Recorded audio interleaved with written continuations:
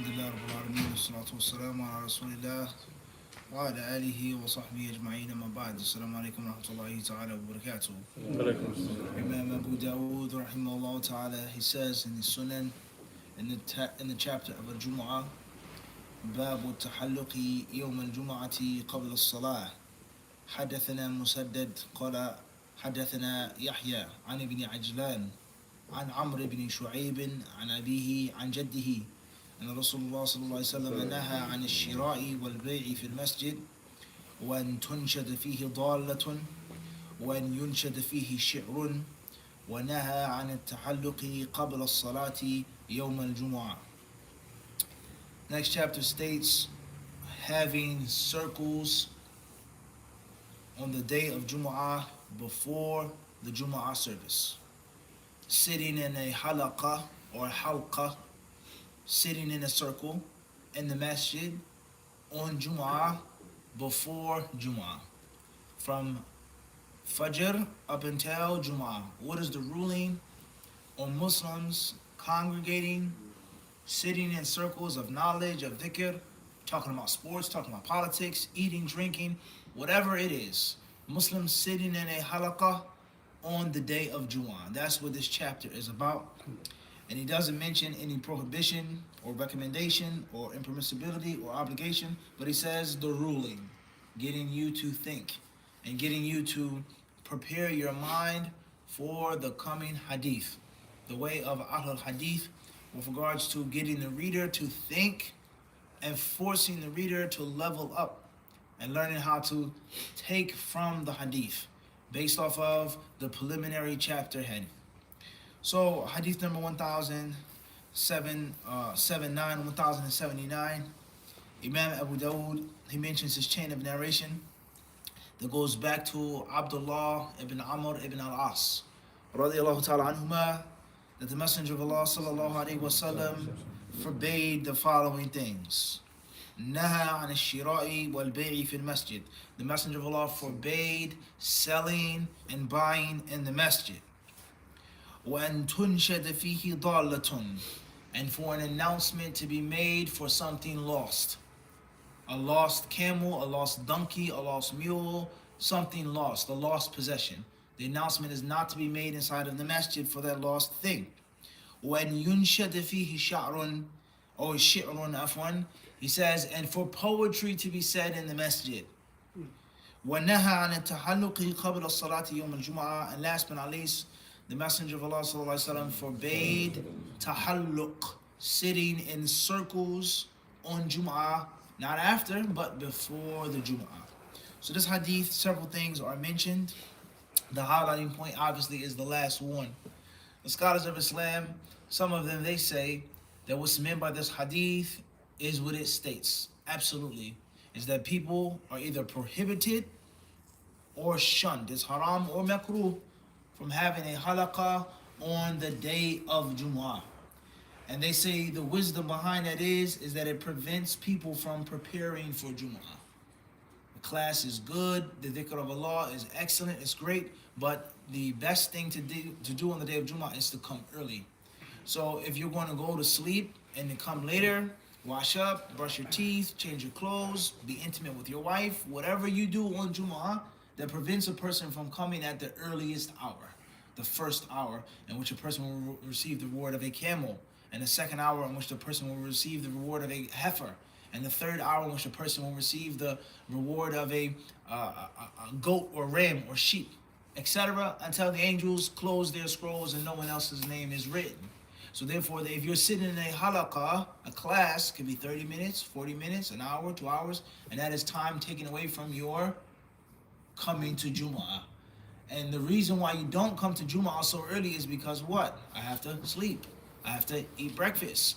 I need to spend time with my wife. I need to take my kids to school. I need to do this. I need to do that. So the class spent in the class is time spent on those other things of preparation. Everybody understand this? You could be going to sleep while you're sitting in the class. You could be ironing your clothes while you're sitting in the dhikr circle. So they say this is the first meaning and the first interpretation and hikmah behind that prohibition. And other scholars, they say rather what's meant by this hadith is making circles that prevent the rows being filled on Jumu'ah. So the people are supposed to sit in the rows. If I have a circle, 20 people, you're teaching a class, you have 50 people, he has a class, he's teaching 10 people, that means that the sufuf are now what? They're broken up. And that goes back to the first interpretation, is that the people are supposed to be coming into the Jumu'ah getting ready for Jumu'ah. That's it, not knowledge. They're supposed to be getting ready for the Imam's salah, his sermon, the adhan. If you're holding a class on tajweed, or you're making the dhikr of Allah, how can the people sit in the rows? So they say that it's not necessarily prohibited to do a class on Jumu'ah. It's not prohibited, but what's meant by tahalluq is people sitting in circles that will prevent iktimal al-sufuf. You can see how both interpretations, there's a what? A similarity and a connection between the two. Khairan inshallah ta'ala. So with that being said, based off of that second interpretation, it's not haram to do a class, especially in a masjid in which the people aren't coming yet. And unfortunately, in most masjids today, they don't come during the first hour. People barely come on time for Jumu'ah. The last hour. Yeah, if that. They knock on the door. And alhamdulillah, those who are better than that, they'll come 10 minutes, 30 minutes, maybe an hour. But how many of you, as I'm speaking to you, have come here and saying, I'm sitting here from now 5 a.m. to 1 p.m., 1:15 p.m., and I want the virtue of coming early to Jumu'ah. And that's something which should be revived. It's a lost sunnah, unfortunately. And it's a tremendous reward. An entire camel that you slaughtered in the sake of Allah, qurbani, udhiyah, you get the reward just for coming during the first hour, etc. Khairan inshallah ta'ala. As far as the other things in the hadith, then it says that the Messenger of Allah forbade buying and selling. And what's meant by buying and selling is buying and selling. It is lawful to pay a debt in the masjid. That's permissible. It is lawful to collect a debt in the masjid. It's lawful to give a gift in the masjid. It's lawful to lend someone something in the masjid. If I say, here is my product, it's for free. You can take it. That's not the same as actually exchanging, passing money, calling out, yo, I got this, it's the best product, it's the best this, it's the best this, buy it, wallahi, it's the best, etc. Buying and selling is prohibited. And the wisdom behind that is clear. And that it prevents people from coming to the masjid for the dhikr of Allah. It prevents people from coming to the masjid to remove themselves from the dunya, rather than now busying them with the dunya, even if it's lawful. And even if trade is a good thing, and something that the Muslims are well known for having trade and being some of the best traders in history. And Islam was spread to many countries only through trade.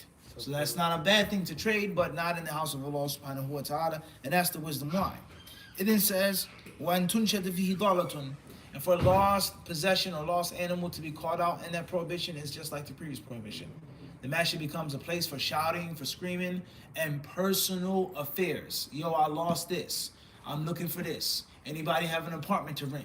Anybody have a car they want to sell? Anybody have a kether? Anyone looking for kether? And the next thing you know, the masjid just becomes a what? A trading post. And that's a problem. Then he says, وَأَن يُنْشَدَ فِيهِ شِعْرٌ. And for poetry to be recited in the masjid. And what's meant by this hadith is poetry which is baseless. Poetry that has a bad meaning, a foul meaning. Poetry that is preventing people from the dhikr of Allah subhanahu wa ta'ala.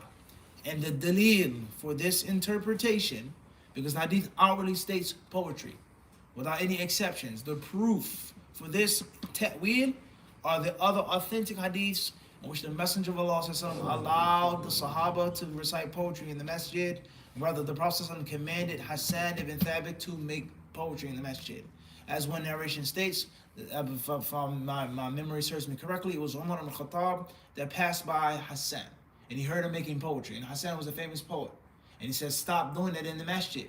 And then Hassan, radiallahu anhu, he said to Umar, he says, I used to recite poetry in the masjid in front of someone that was better than you. And that was the Messenger of Allah sallallahu alaihi wasallam. And he went on to tell him how the Prophet sallallahu alaihi wasallam said, Dafi anni uhjum. He says, attack them. Wa ma'aka ruhul qudus. And Jibreel will be with you. In other words, in Mecca, the pagans were slandering the Prophet sallallahu alaihi wasallam through poetry. They were attacking him through their spoken word. And the Messenger of Allah ﷺ said, fight fire with fire. Now you attack them with poetry. So this is one authentic hadith, among others, that shows that poetry is what? Permissible in the masjid. And this is the dalil for this interpretation. Is that what's meant by poetry being prohibited in the masjid is bad poetry. Poetry which is done too much in the masjid becomes a house of poetry instead of a house of dhikr of Allah subhanahu wa ta'ala. Right? And if that wasn't the case, then the Zahir hadith would remain as it is. No poetry. Then the last part we explained that already with regards to the circles in the masjid. And this is of course another ruling and another part of the etiquette of Jumu'ah. Allah ta'ala alam, sallallahu alaihi wa sallam, wa barak ala abdihi wa rasulih.